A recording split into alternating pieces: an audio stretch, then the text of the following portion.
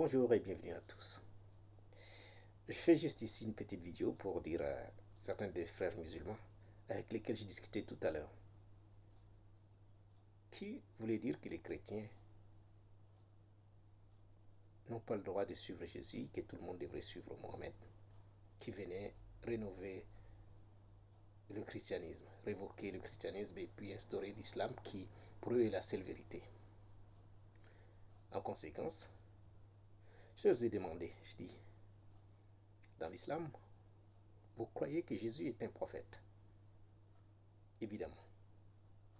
Mais si quelqu'un dans la vie décide de suivre Jésus, qui est un prophète,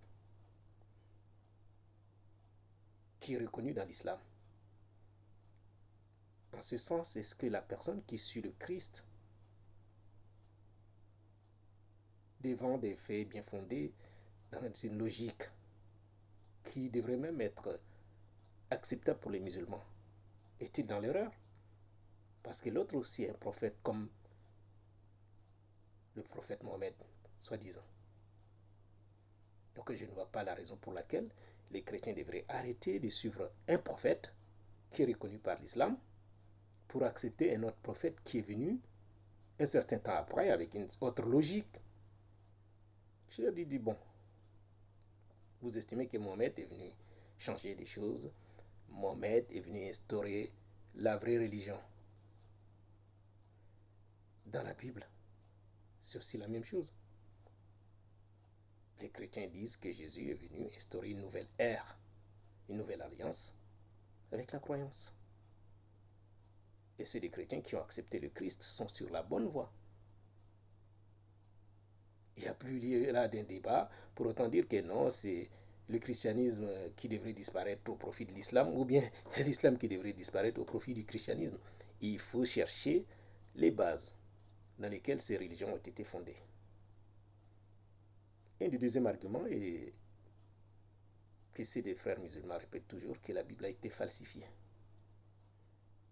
J'ai dit, ben voyons. À la lueur de la lecture des deux livres, c'est-à-dire quand tu lis la Bible et le Coran, il apparaît nettement que la Bible qu'on accuse d'une certaine falsification est beaucoup plus moraliste. Elle a beaucoup plus de morale que le Coran qu'on suppose incréé et qui vient directement de Dieu.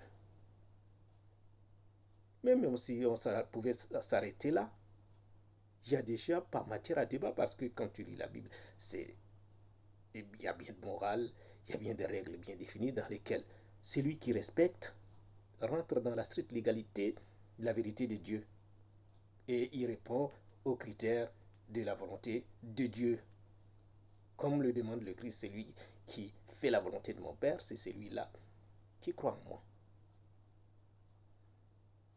Alors que dans le Coran, on a des textes qui appellent à la violence, qui appellent à certaines choses. Bon, il y a aussi de la violence dans la Bible, mais la violence biblique est historique. Non seulement ces débats, si on se base maintenant sur le fondement du livre, comment a été écrit la Bible et comment a été écrit le Coran, on voit tout de suite beaucoup de choses qui choquent le chercheur. C'est quelqu'un qui cherche et sera choqué de voir que ce livre qu'on dit incréé a une histoire, a été modifié, trafiqué de plusieurs façons, à l'instar même de la Bible, qui pourrait peut-être souffrir d'une certaine falsification d'un imam qui l'a dit à un certain temps, alors que le Coran ne le dit même pas. Le Coran n'a pas dit que la Bible était falsifiée. Mais si on suit l'histoire de l'écriture des livres, on est choqué de voir que même parmi les sources musulmanes, il y a matière à débat. Il y a eu des divergences, il y a eu des guerres, il y a eu des morts. Donc l'argument pour autant dire aujourd'hui que la Bible est falsifiée ou la Bible a été trafiquée ne tient pas debout.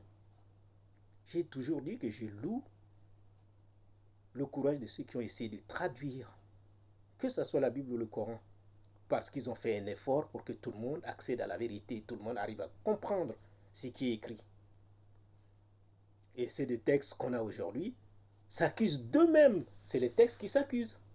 Personne n'accuse que ce soit, mais les textes, pour ceux qui savent lire, voient tout de suite les incohérences là où d'autres ne le voient pas. Voilà où il y a le problème. Donc, celui qui veut vraiment comprendre, il n'a qu'à chercher. Hein, comme le Christ l'a dit, cherchez, vous trouverez. Si tu ne cherches pas, tu vas rester peut-être endoctriné pendant des millions d'années dans une situation qui ne va même pas te permettre d'évoluer. Et malgré que tu peux être dans l'erreur, tu vas croire que c'est la vérité. Voilà les choses. Donc l'argument que vous sortez tout le temps pour dire autant que la Bible est falsifiée, que les chrétiens sont des ignorants, que Jésus est un prophète, mais il fallait plutôt suivre Mohamed, ne tient pas. C'est un argument qui n'aide pas l'islam. Donnez-nous plutôt d'autres arguments qui pourront vous crédibiliser pour dire, voilà, ben c'est vrai, ça quand même c'est un argument valable dans lequel on peut se retrouver. Normalement, on ne devrait même pas se faire la guerre les uns les autres. On ne devrait même pas s'accuser les uns les autres. Le Coran lui-même appelle à un débat, à une parole commune. Il n'est pas aussi violent que ça, bien qu'il y a des parties violentes. Mais aujourd'hui, on peut extirper ces violences pour asseoir une société meilleure. C'est ce qu'on veut. La société doit évoluer. Quitte à même dire à Dieu que vraiment Dieu, là où tu nous appelles à faire la guerre ou bien à haïr nos frères, nous, on ne le veut pas. Et Dieu sera d'accord avec nous. Il sait que l'homme de bonne volonté, c'est celui-là qui veut asseoir une société où tout le monde aura le bien. Tout le monde arrivera à une certaine aisance spirituelle, aisance d'esprit pour plus encore partager sa parole. Mes frères, on est tous des frères et sœurs. Arrêtons de nous jeter des anathèmes inutiles qui vont encore plus nous diviser. On n'est pas là pour ça. Ces livres qui ont été écrits à un certain moment, si on veut, et ils ont été trafiqués de plusieurs manières. Et ceux qui les ont traduits, aujourd'hui on fait un effort pour que ça soit à la portée de tout le monde. Et je loue leur effort. Merci pour vous. Je reviendrai sur ces sujets à un certain autre moment. Mais pour ce soir, ça en est assez. Il y a des moments où ces choses nous choquent, ces choses nous divisent à tel enseigne qu'on peut même arriver à s'haïr. Mais ce n'est pas là l'intérêt. Non, il n'y a pas d'intérêt dans ça. Tout le monde est perdant si on avance comme ça. Merci à vous, bonne soirée. Et à la prochaine. Je vous dis bonne nuit. Au revoir.